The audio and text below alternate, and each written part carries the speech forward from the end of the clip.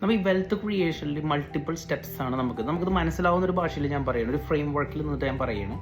Wealth create ചെയ്യാൻ multiple steps ആണുള്ളത്. ഒന്നാമത്തെ സ്റ്റെപ്സ് എന്ന് പറയുന്നത് നമ്മുടെ സമയം കൊടുത്തിട്ട് നമുക്ക് പണം ഉണ്ടാക്കാം.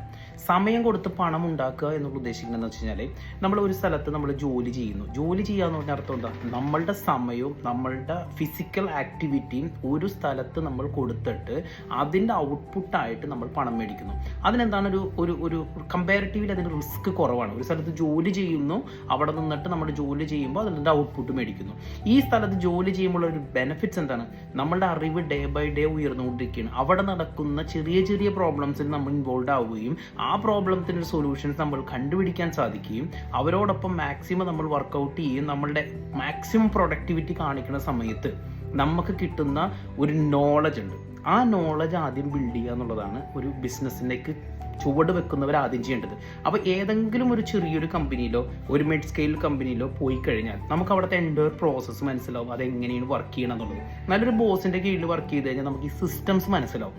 ഈ സിസ്റ്റംസ് മനസ്സിലാക്കിയാൽ നിങ്ങൾ സ്വന്തം ബിസിനസ് തുടങ്ങിയാൽ നിങ്ങളത് മാനേജ് ചെയ്യാൻ നിങ്ങൾക്ക് പഠിക്കും. ഞാൻ finance, sales and marketing and operation ഞാൻ പറഞ്ഞിരുന്നു. അപ്പോൾ ഇതൊക്കെ നമ്മൾ ആദ്യം അതിൻ്റെ ബേസ് കൺസെപ്റ്റ് നമ്മൾക്ക് മനസ്സിലാവണമെങ്കിൽ you have to work in a company.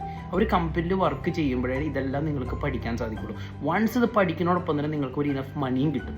ഈ മണി പ്രോപ്പർലി ഇൻവെസ്റ്റ് ചെയ്ത് സേവ് ചെയ്യുക എന്നുള്ളതാണ് ആദ്യത്തെ ബ്രില്യൻസി.